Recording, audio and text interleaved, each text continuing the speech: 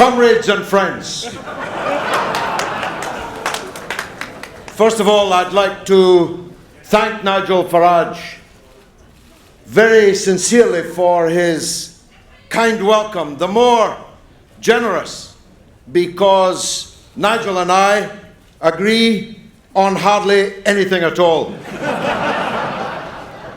But we do agree at least on one thing, and it happens to be the most important thing, not only now, but in the lifetime of everyone in this hall and everyone in this country. It is the demand that Britain should be an independent, sovereign, and democratic country, and that means leaving the European Union.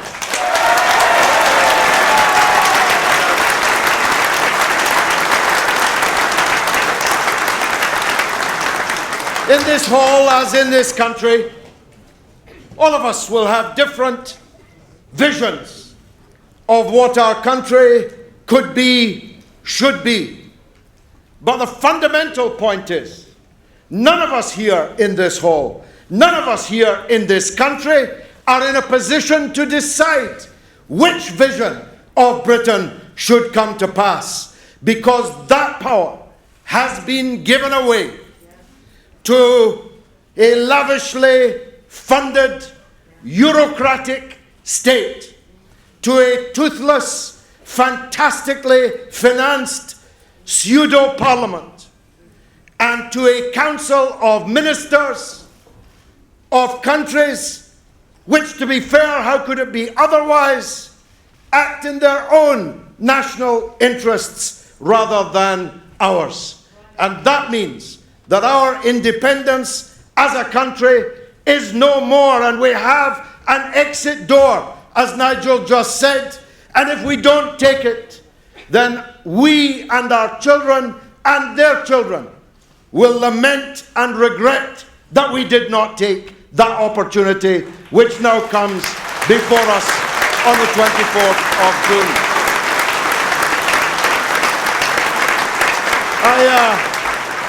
I wanted to be here to nail the lie that to be on this side of the argument is to be on the political right.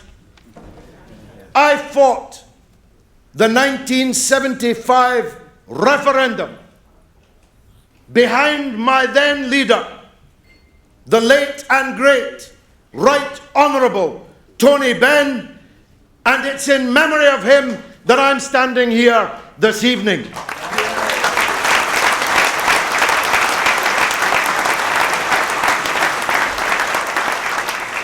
Tony Benn won us the right to have a referendum in 1975, and this I must say, but for Nigel Farage, we would not be having a referendum on this question.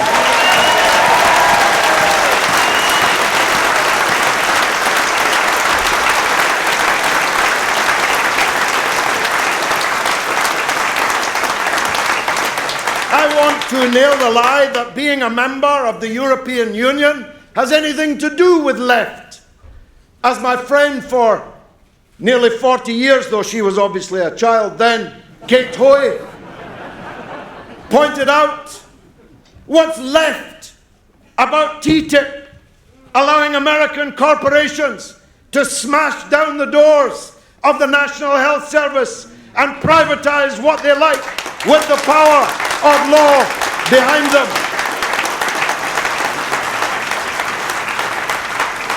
What's left about driving down workers' wages and conditions?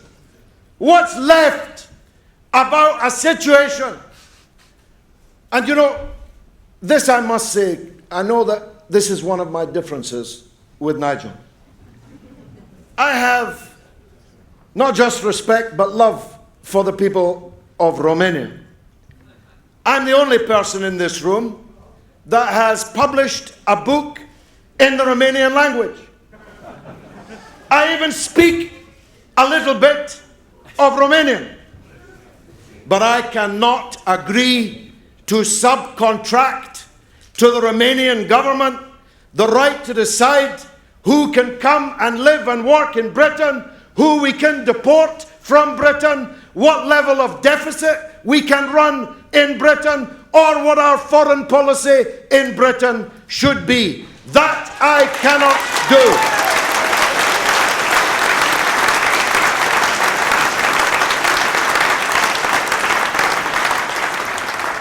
I want to nail the lie that to be on this side of the argument is to wallow in nationalism. As a matter of fact, I hate nationalism. I fought Scottish nationalism all my life, and I helped win the referendum in Scotland in 2014, defeating Scottish nationalism. I hope to help win this referendum in a few months' time. That's why I'm pleased to say I have yesterday, on behalf of my party, signed up as an affiliate of Grassroots Out, and I hope that the Electoral Commission will give this broadly based all-party campaign the designation of the official Out campaign.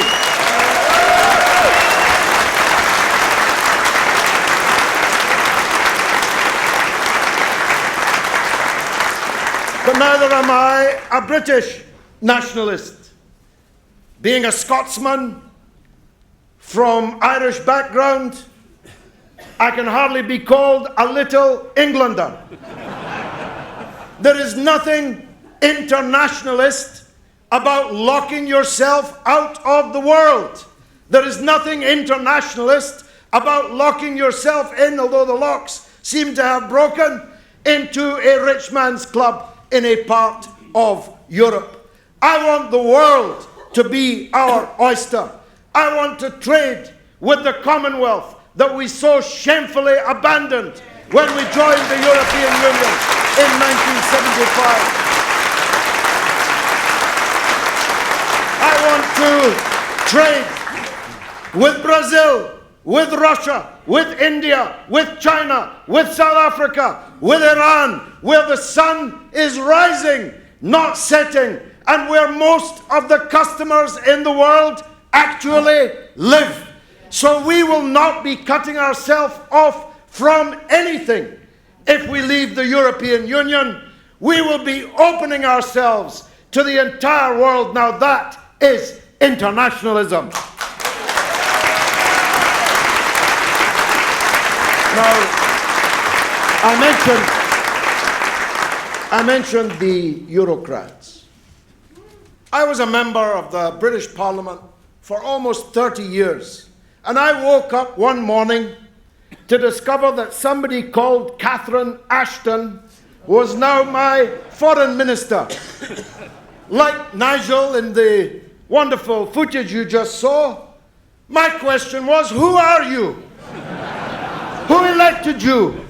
Who can remove you? And I watched as this person I'd never heard of before, on our behalf, dragged us into one confrontation after another with one adversary after another. Now, to be fair, it may very well be that the British government, maybe any British government, certainly in recent years, would have taken us into those same confrontations. But at least I could have fought against that here, and Parliament could have overturned that there. And David Davis has left, a man I greatly love and respect. David Davis and I were part of an epic debate in 2014 when that genius Cameron tried to persuade us to become the Air Force for ISIS and Al-Qaeda and start bombing Syria. The American Air Force was warming up on the tarmac, just waiting for a rubber stamp from the British Parliament of David Cameron's point of view. But in an epic debate in which speeches changed the outcome, his speech and my speech among them changed the outcome, we defeated Cameron, and the engines had to be switched off at the Andrews air base, and we narrowly, by 13 votes, avoided becoming embroiled in a disaster. That's the kind of parliamentary sovereignty I believe in, and that's the kind that we can have if we leave this European Union.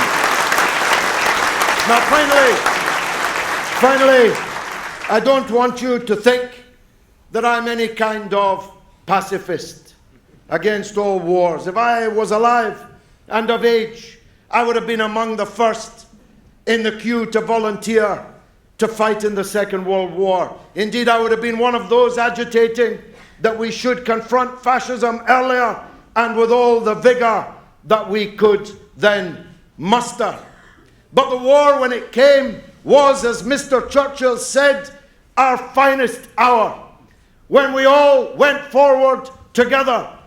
Mr. Churchill and Mr. Attlee and Mr. Bevan together as one front rank, leading the British people, never as united before or since. And we wrote our name in the stars. That's what we're doing here tonight. Mr. Farage and me, Miss Hoy and Mr. Davis. Left, right, forward march to victory on the 23rd of June.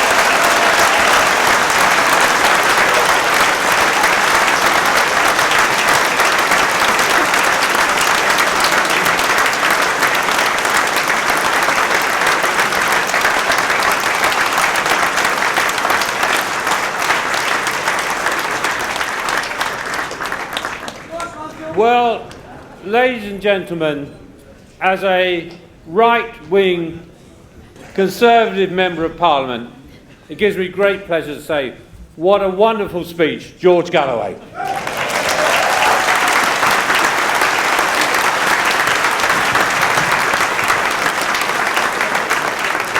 Tonight, ladies and gentlemen, it shows that the Go movement is not a UKIP front. It's not a Tory front, it's not a Labour front, and it's not a Respect front. It is a movement where everyone works together.